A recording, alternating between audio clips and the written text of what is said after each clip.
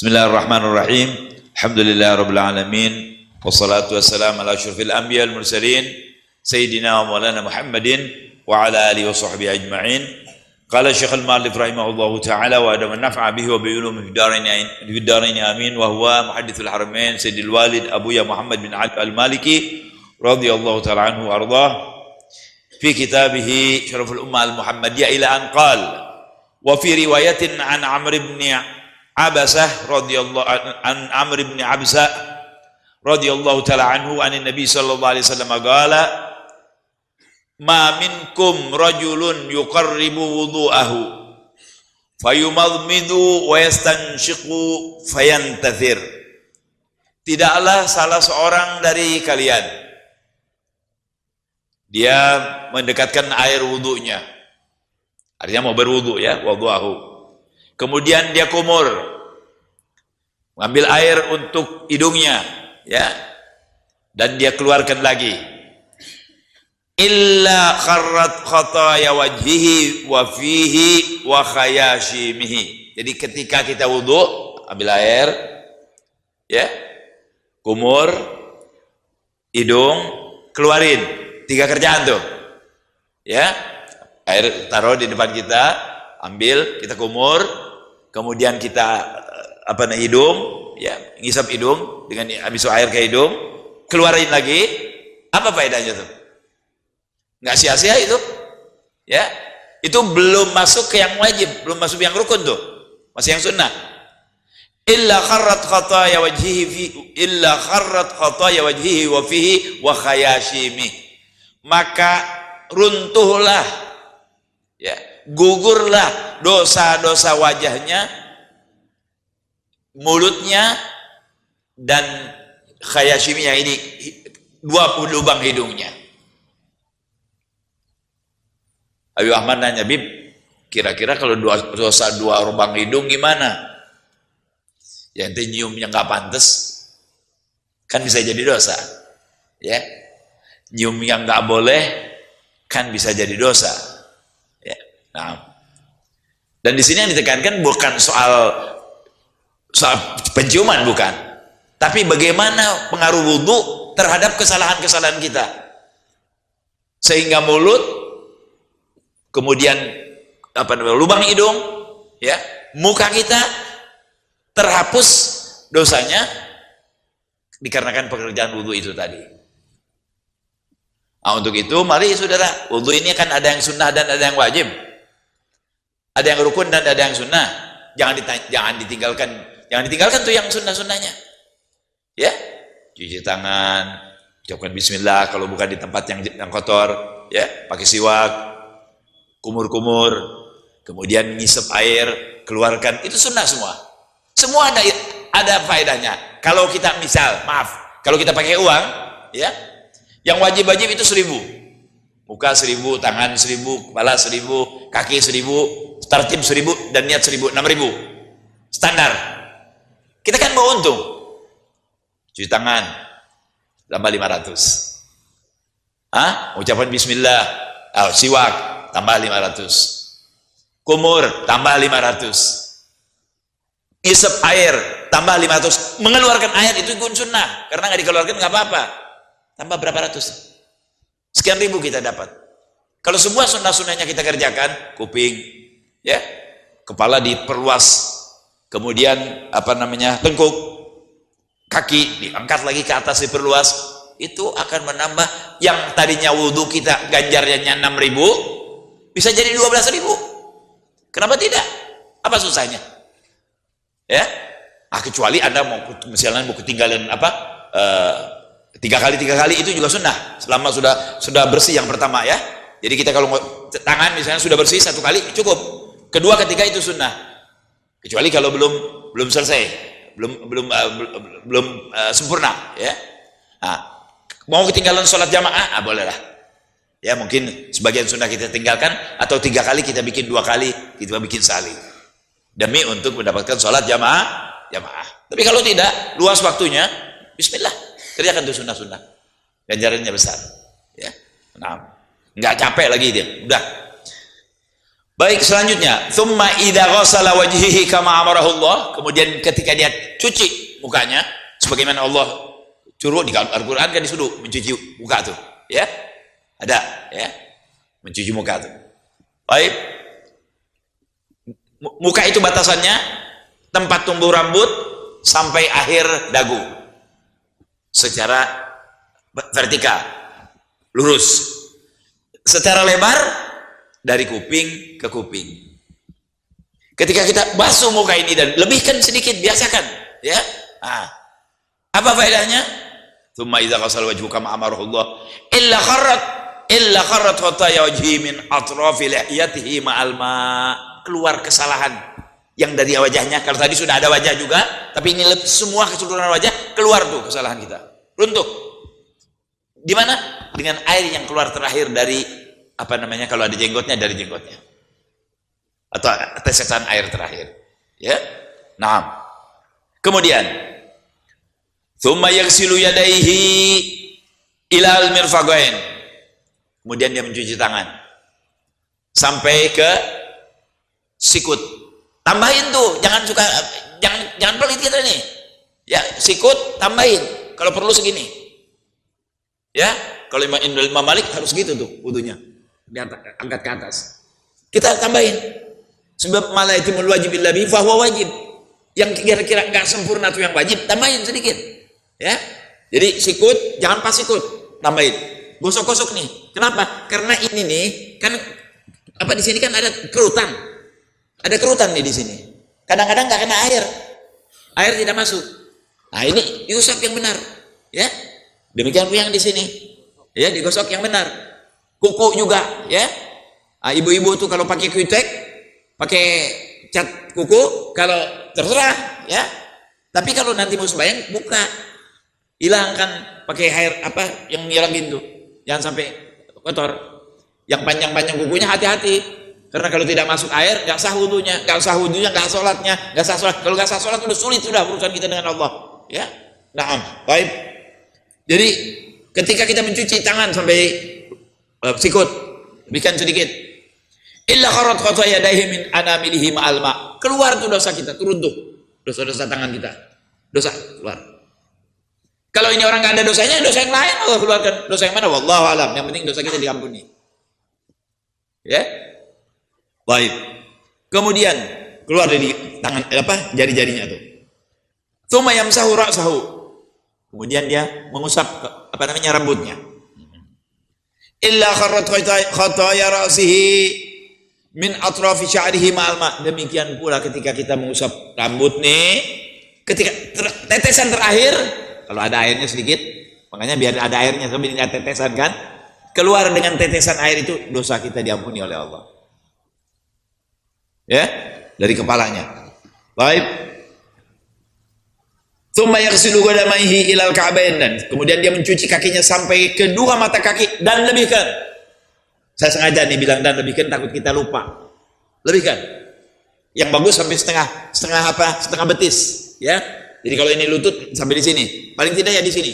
Jangan pas-pas, jangan. Lebihin, ya. Dan ketika mencuci kaki jangan lupa kita sasar ya di selak-selaknya tuh, ya. Bagaimana cara menyuci celak-celak kaki itu yang bagus? Dengan telunjuk kiri kita, dengan cinggir nih, ya, kelingking, ya.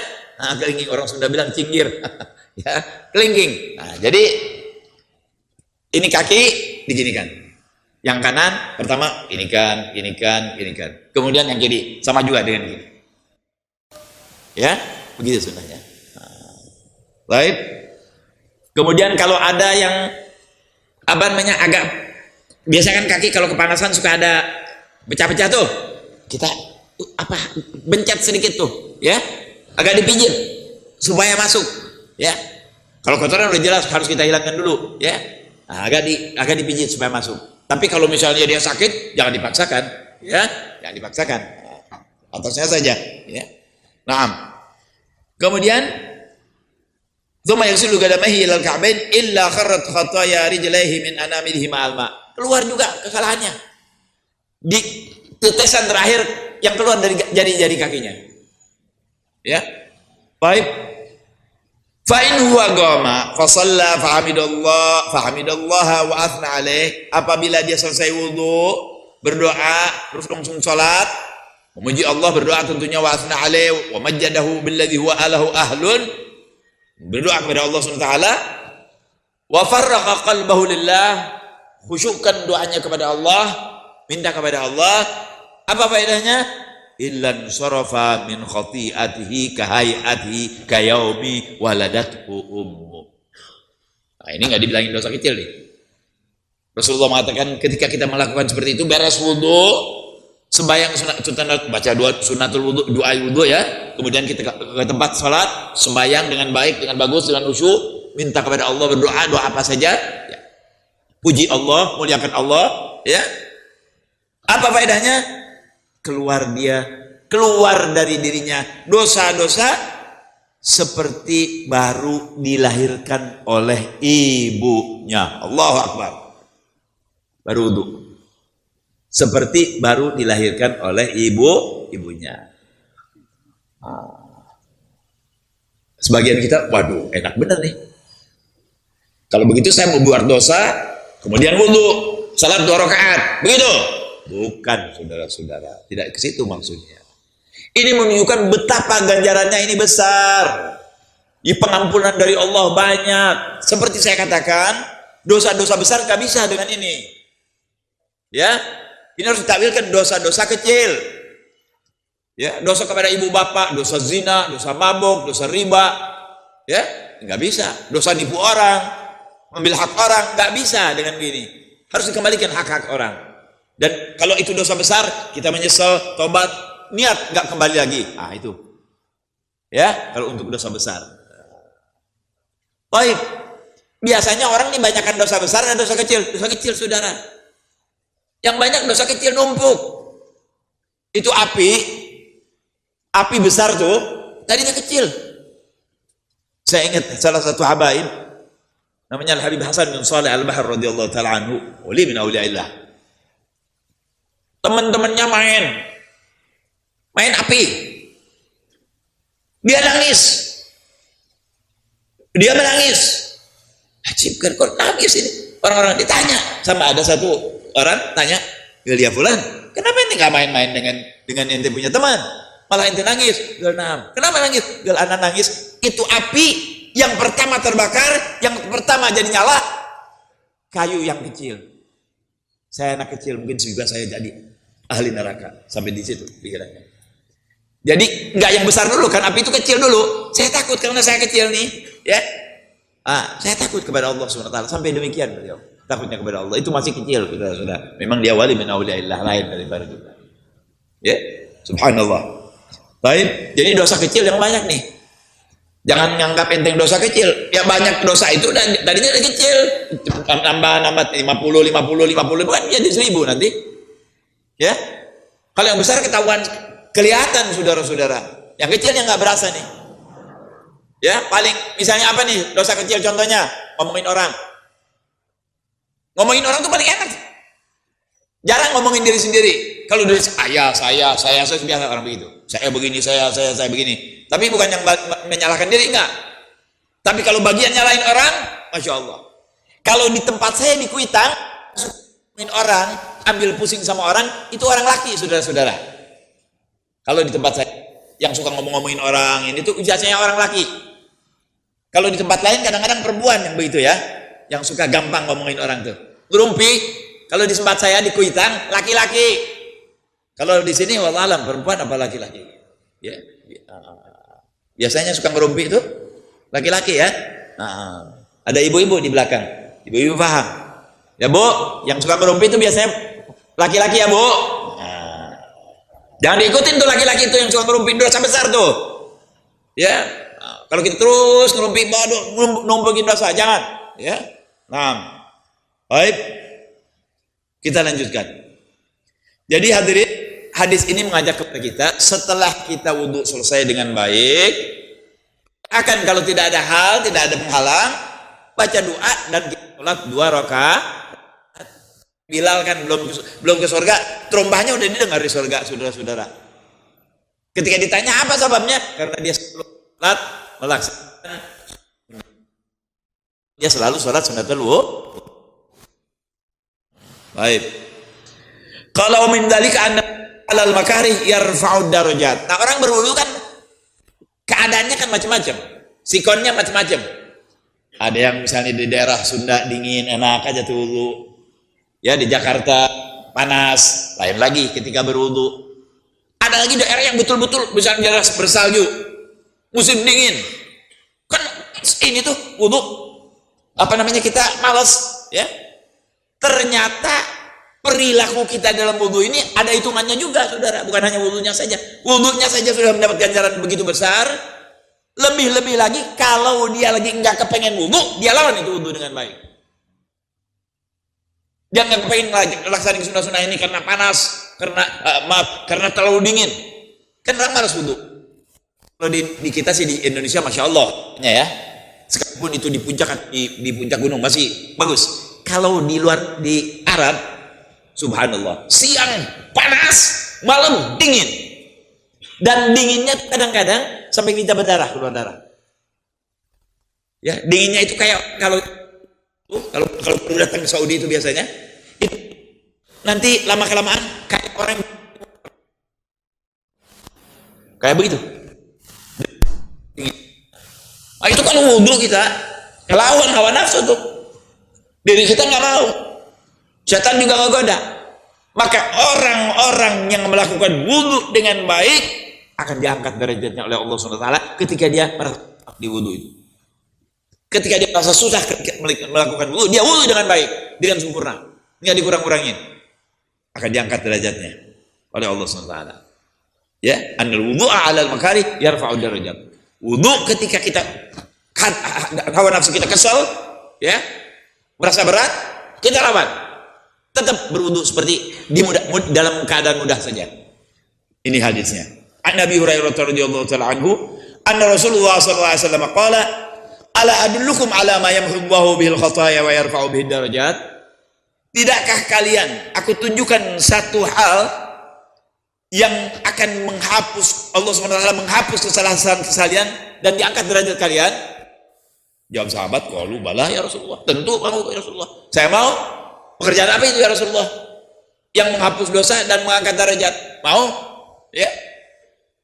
Bala ya Rasulullah. Nah, qala, dijawab oleh Nabi sendiri, isbaghul wudu, berwudu dengan baik ketika Anda malas tuh wudu karena dingin, karena keadaan enak, mau cepat-cepat aja, nggak mau sempurna tuh wudu. Mau nggak melaksanakan sunnah yang wajib aja, kita nggak laksanakannya hanya dengan baik seperti biasa. Itu saudara, isbaghul wudu namanya. Ya, satu tuh, ngangkat derajat, menghapuskan dosa. Kemudian apa lagi? Wa kathratul khuta ilal masajid. Kemudian banyak langkah ke masjid. Artinya sering sholat di masjid. Ya, yang dekat masjid sering sholat di masjid. Itu ngapusin dosa, angkat derajat. Ya. Yang ketiga, wa intidharus shalah ba'da shalah, dan menunggu sholat setelah sholat yang pertama. Maghrib, isya. Dia duduk di masjid, maghrib sholat, nggak ngomong ini, nggak zikir, nggak ngobrol, sampai sholat isya, nungguin sholat isya. Atau begini nih, ngaji, ya, sampai datang waktu isya. Itu mengangkat derajat, menghapus dosa kita. Mengangkat derajat kita dan menghapus dosa kita. Ya, Anda semua dapat nih. Antum semua dapat nih. Diangkat oleh Allah derajat itu dan diampuni dosa kita oleh Allah SWT. Alhamdulillah, ya, alhamdulillah. Kemudian Rasulullah meneruskan, fadzalikumur ribat, fadzalikumur ribat, fadzalikumur ribat. Pekerjaan kalian itu tadi, berwudu dalam keadaan sulit tapi tetap dilaksanakan wudunya dengan baik, ya. Kemudian banyak langkah ke masjid, sering duduk di masjid menunggu sholat untuk sholat yang kedua. Pekerjaan kalian itu, kata Nabi, seperti orang yang begadang menjaga orang-orang yang sedang berperang di sabilillah. Orang yang tidak tidur, itu ribat itu. Ribat itu orang yang dalam keadaan perang, ada satpamnya tuh. Kan yang tentara perlu tidur, perlu istirahat. yang jaga. Nah, dia yang tidak tidur menjaga kalau ada musuh yang menyerang. Seperti itu ganjarannya. Ya, seperti ribat itu seperti orang seperti itu ganjarannya. Hebat sekali saudara-saudara, ya. Nah, makanya ini kalau yang memang dekat masjid, ya, wudu dengan sempurna, alhamdulillah. Di Indonesia kayaknya nggak ada ya, wudu sulit itu nggak ada ya. Kalau di Arab tuh mungkin begitu, atau di daerah Eropa sana yang salju mungkin begitu, ya, mesti air panas atau lain-lainnya. Tapi di kita alhamdulillah udaranya kan normal-normal saja kalau di Indonesia ini, atau istiwa, ya, alhamdulillah. Nah, kemudian usahakan sering ke masjid. Kalau memang dengan masjid, walaupun jauh, karena dekat dan jauh mempengaruhi ganjarannya di sisi Allah dan derajat Anda. Misalnya dia dari masjid rumahnya 10 meter, 10 derajat, 15 meter, 15 derajat diangkat. Dan langkah kita nanti insya Allah ada babnya, langkah naik kaki kita diangkat derajat, turunkan kaki tidak ampun dosa, angkat kaki, turun, itu semua ada hitungannya ketika orang jalan ke masjid. Dan orang-orang yang sering jalan ke masjid, insya Allah kuburannya terang. Kuburannya terang. Ya, basyiril masyaina ilal masajid fi dhalam binur tam yaumil qiyamah, kama qala sallallahu alaihi wasallam. Kasih kabar kata Nabi, orang-orang yang sering berangkat ke masjid dalam keadaan gelap nanti dengan cahaya yang luar biasa yaumil qiyamah. Dan biasanya ini cahaya orang-orang yang cahayanya gitu enggak nungguin yaumil qiyamah, saudara. Orang-orang yang baik itu begitu masuk ke dalam kubur udah nikmat aja tuh. Perhitungan kita hujan sendiri di kuburan, ya.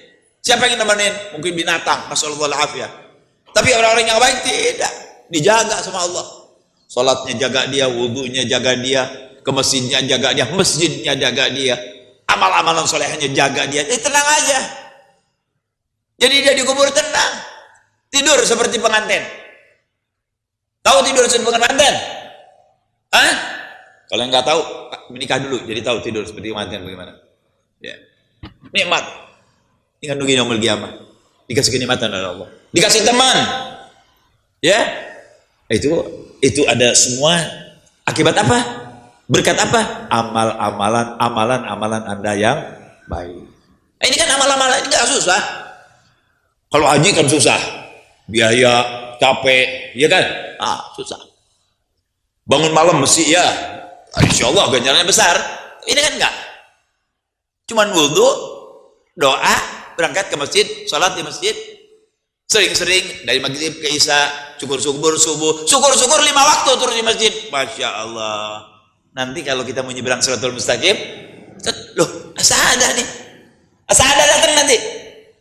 Orang-orang yang sering ke masjid sini, 5 waktu sembahyang di sini, sampai akhir hayatnya insya Allah, nanti kalau nyebrang Shiratal Mustaqim, ada orang yang baru langkah jatuh, ada orang yang orang sudah bilang, ada lupa bahasa Melayunya, rangkak, ya, ada yang kayak tentara begitu. Orang-orang yang ahli khair ini, ahli masjid, kagak, dia lihat ada masjid, jadi masjidnya apa? Jadi lift, begitu set masuk langsung ke sana. Mau nggak Anda begitu? Banyak yang masjid, nanti jadi lift tuh jalan. Kok bingung lagi jembatan Shiratal Mustaqim tajam, jahanam, nggak usah. Sembahyang yang benar di masjid. Insya Allah di masjid nanti datang, nungguin kita. Yang sering korban, nanti korbannya datang, bisa kita tunggangi. Begitu. Nah, sebaliknya kalau kita nggak punya amalan-amalan yang baik, naudzubillah min dzalik. Ada di sebuah hadis Rasulullah tuh dari saking cintanya kepada kita, saudara. Kata Rasulullah 3 tempat tuh. Tempat air Kautsar, jembatan, sama tempat hisab, kurang lebih itu 3 tempat itu. Kalau mau cari saya di situ adanya. Karena Rasulullah mau menolong orang. Terakhir Rasulullah diam di jembatan itu, diam, liatin umatnya. Ada umat yang baru jalan, sok jatuh, dipegang sama Nabi, dipegang. Kalau dia memang orang tidak baik, tangan Nabi dilepasin, diginiin, dikepretin sama dia, jatuh ke jahanam. Itu udah naudzubillah. Itu naudzubillah min dzalik. Jangan sampai begitu. Itu orang terlalu banyak dosanya. Nabi ambil begini, dipegang sama Nabi sallallahu alaihi wasallam. Dia lepasin sama Nabi. Jangan sampai seperti itu. Ya. Dan kita semua pasti kuluna kita pasti lewat jembatan Shiratal Mustaqim. Besar kecil, Habib, presiden, siapa saja lewat di sana. Lewat di sana baru selesai sudah urusan. Tinggal ketemu dengan Rasulullah, ambil telaga Kautsar, Masya Allah, yang tadinya tua jadi muda lagi, yang tadinya lemah jadi bagus, yang tadinya hitam jadi putih, minum air telaga. Tinggal masuk surga Rasulullah. Mudah-mudahan kita jadi itu orang ya, amin ya rabbal alamin. Ya. Nah. Baik hadirin, jadi wudu dengan baik dalam keadaan kita agak susah melaksanakan wudu tersebut, tapi tetap kita laksanakan dengan baik, ya, karena kedinginan misalnya, karena kepanasan misalnya, atau hal-hal yang lain, tapi tetap Anda laksanakan wudu dengan baik, itu akan mengangkat derajat. Kemudian kita dianggap seperti orang-orang yang menjaga orang-orang yang sedang berjihad di jalan Allah Subhanahu wa taala. Ya. Kalau min dzalika anna syahadata ba'dal wudhu'i sababu dukhulil jannah. Nah, tasyahud yakni kita mengatakan asyhadu an la ilaha illallah wa asyhadu anna muhammadan abduhu wa rasuluh. Syahadat tuh, ya. Syahadat setelah wudu itu menyebabkan kata Rasul kata Abu Ya di sini menyebabkan kita masuk ke surga. Maksudnya apa? Kerjain ini supaya kita bisa masuk surga insyaallah. Ini semua resep-resep untuk supaya kita masuk surga cepat. Ya.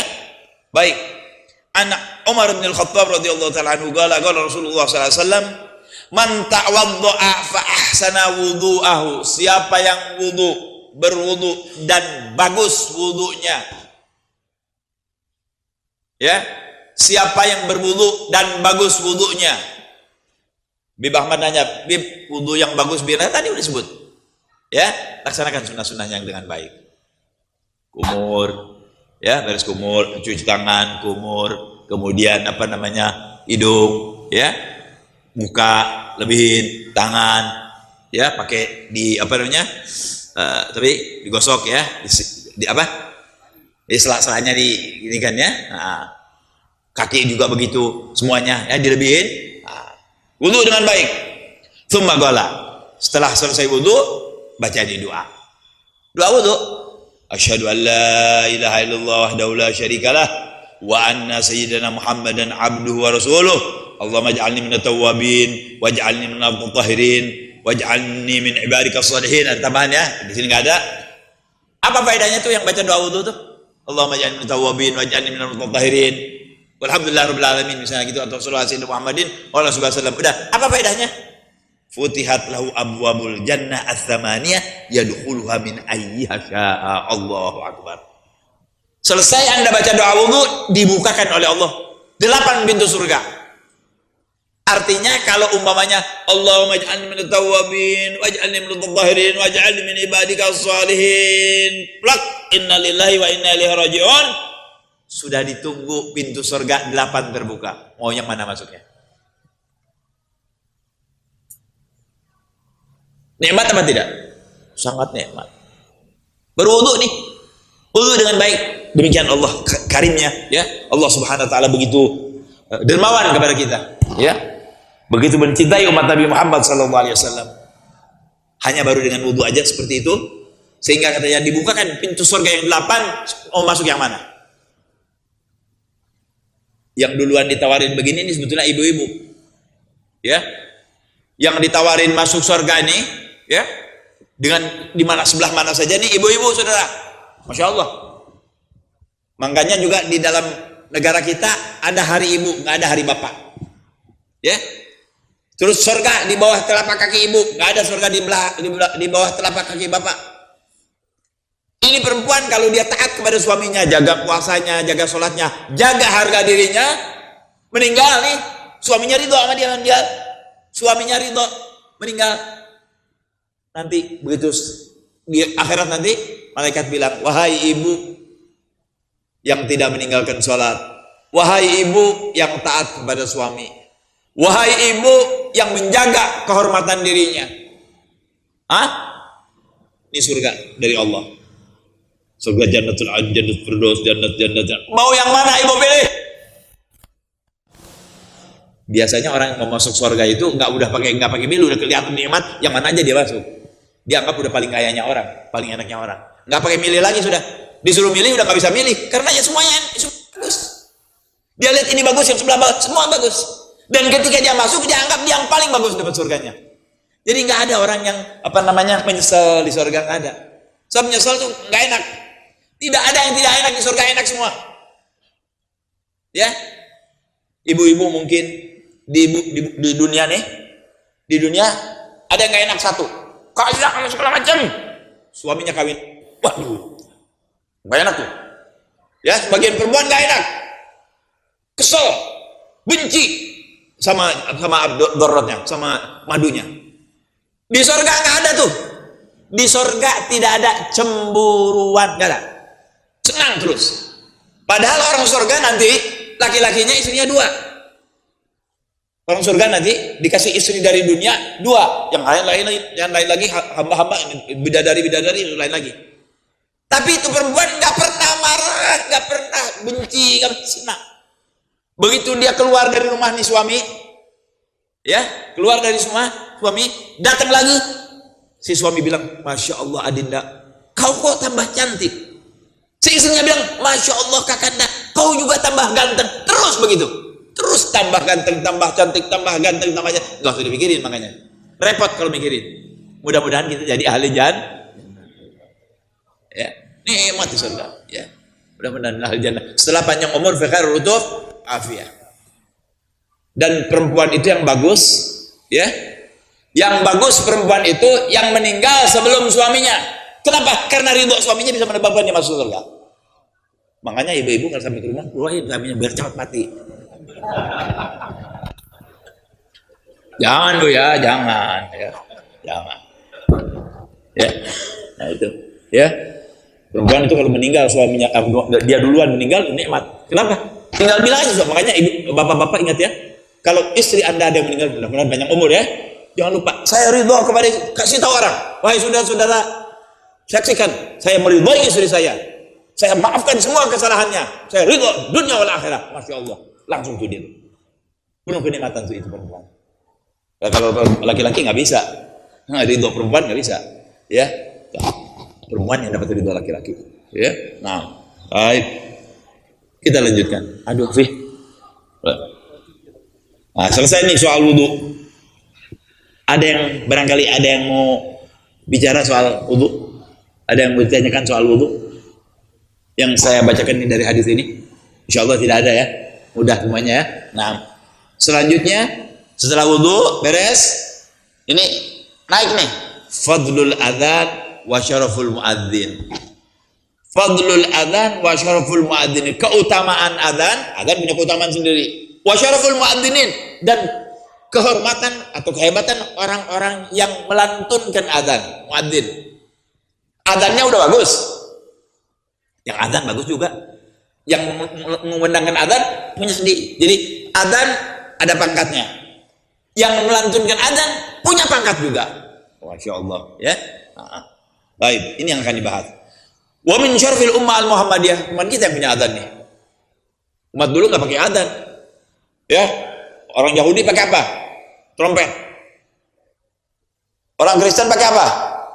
Lonceng. Ya kan? Nah. Orang Betawi pakai apa? Ondel-ondel. Betul? Lah, bedung, labas.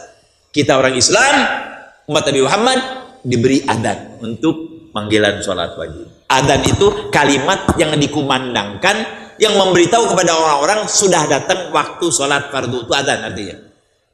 Jadi adzan itu kalimat yang dikumandangkan oleh seseorang yang memberitahu bahwa ini sudah waktu sholat fardu masuk. Itu adzan. Ya, nah, baik. Ini keutamaan umat Nabi Muhammad nih, umat lain nggak dapat. Ya, Annallah ikhtassaha bil adzan. Diberi khususan kita punya adzan. Umat lain nggak punya. Nabi Allah Musa, Isa nggak punya. Kita yang umat Nabi Muhammad. Ya. Wa qad jaa fi fadlihi wa fadlil muadzinin ahaditsu katsiratun tubayyinu syarafahum wa ma ikhtassama Allah taala bihi min manaqib wa mazaya. Datang hadis banyak nih yang menerangkan tentang kehebatan adzan dan kehebatan orang-orang yang melantunkan adzan dengan catatan. Ada dengan catatan ya.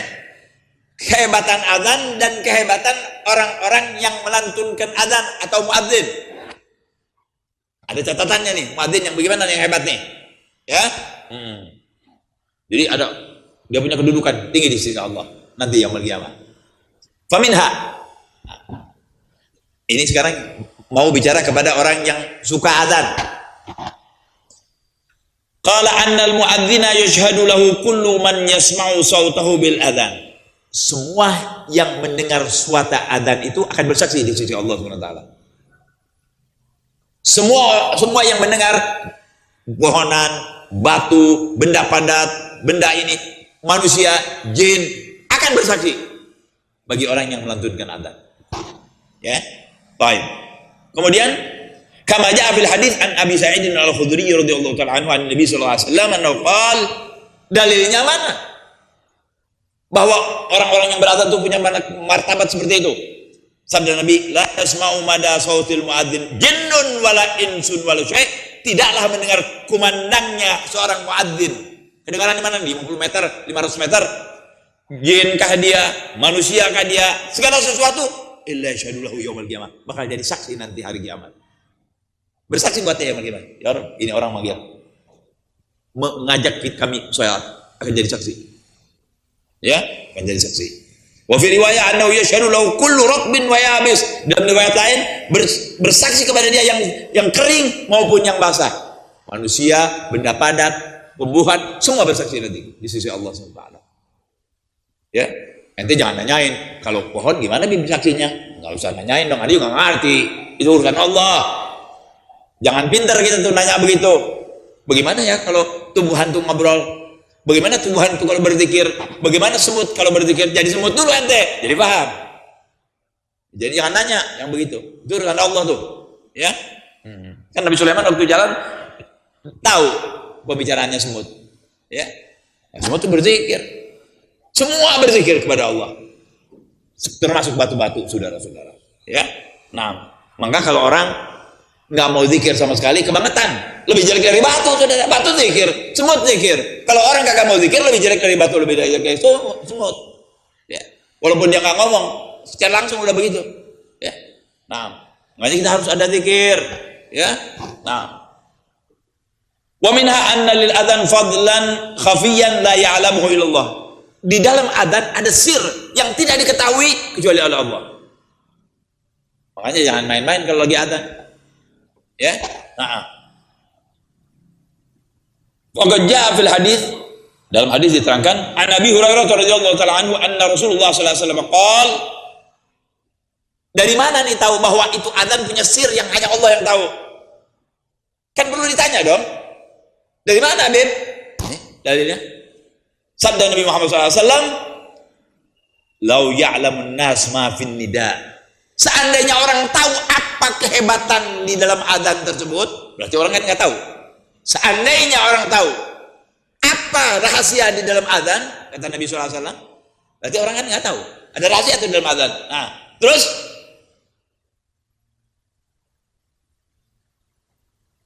maafin nida wa shaffil awal, dua nih. Shaf yang pertama di dalam sholat, kemudian adzan, itu ada sir dari Allah SWT. Siapa yang hanya tahu Allah? Nah, terus kita kalau kepengen begitu gimana? Jadi muadzin. Kalau pengen yang satu lagi, ya sholat di stop yang pertama, jangan ditinggalkan stop yang pertama, saudara. Ya, nah, itu ada sirnya sendiri. Ini hadis Nabi SAW. Tsumma lam yajidu illa an yastahimu lastahamu alaih. Seandainya orang tahu rahasia adzan dengan dijawab dunia adzan, kemudian kita jawab dan datang ke masjid. Itu maksudnya. Seandainya orang tahu kehebatan, dengar adzan, jawab dan kita datang ke masjid. Kemudian ketika sholat di shaf yang pertama, kalau tahu mereka menjawab adzan, datang ke masjid dan berdiri di shaf yang pertama, misalnya dia datang udah penuh, mereka mau untuk diundi. Misalnya shaf ini hanya cukup 50, yang datang sekaligus 100, kan susah, kurang kan? Mereka mau undi, Diundi mau. Kalau mereka tahu apa yang ada di panggilan adzan, dijawab dan kita datang ke masjid, setelah duduk berdiri di saf yang pertama, dia mau diundi untuk mendapatkan saf yang pertama. Sekarang baru-baru diundi aja orang banyak nggak mau. Ada orang yang datang, soal nggak, saya di belakang aja. Kenapa? Supaya gampang keluar. La ilaha illallah. Nabi nyuruh saf yang pertama, ente bilang anda cepet yang keluar. Saf itu yang paling bagus, saf yang pertama, ada sirnya, ada rahasianya. Dulu saudara, ada seorang guru punya anak murid. Subhanallah, namanya manusia ya. Orang Indonesia bilang ada istilah cinta itu buta. Cinta itu buta. Memang ada matanya ya. Ini anak muridnya senang sama istri gurunya. Ini si murid senang sama istri gurunya. Ya mungkin cantik kali istri gurunya ya, atau gimana nggak paham. Walhasil dia senang, kepengen mendapatkan ini istri gurunya. Rupanya gurunya tahu. Cuma gurunya itu orang bijaksana, baik, bagus. Gali ya waladi. Sini.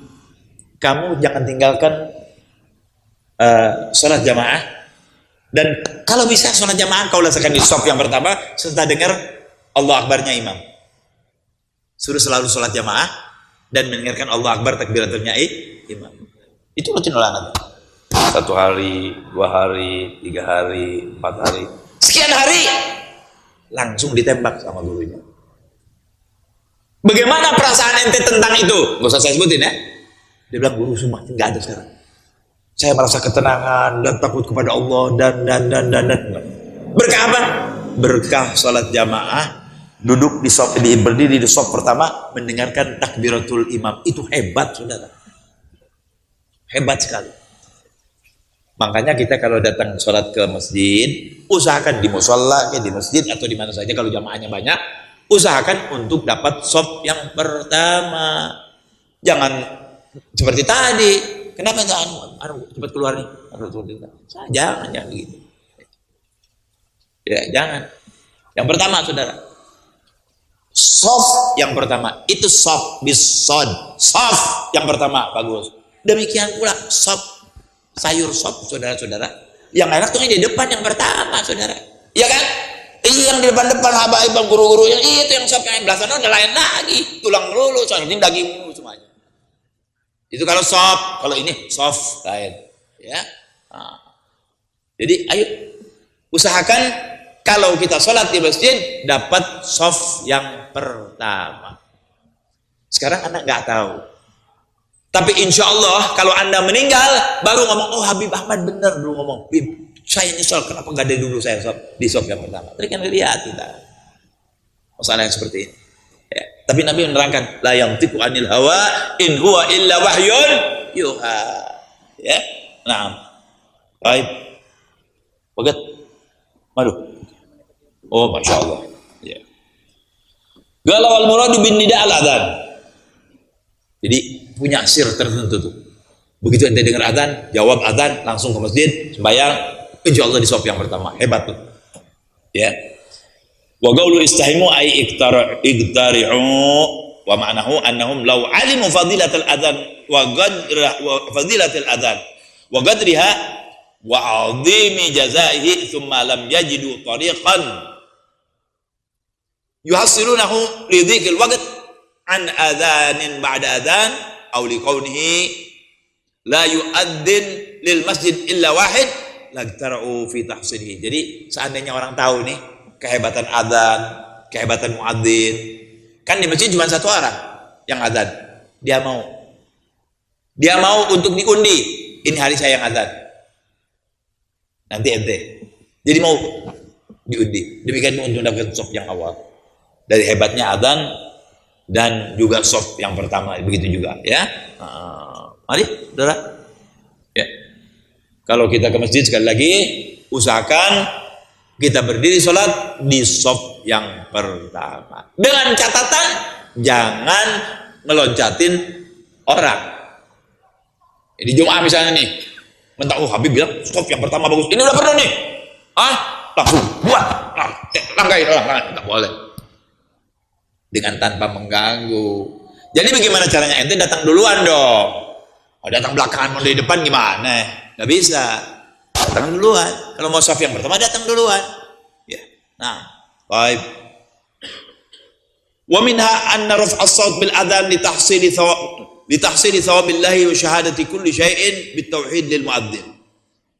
Bahwasanya orang mengangkat suara ketika dia berazan, ya, untuk mendapatkan ganjaran syahadah tuh. Nanti kan jadi lebih kencang kan, lebih banyak yang dengar, lebih banyak yang bersaksi kepada dia, ya.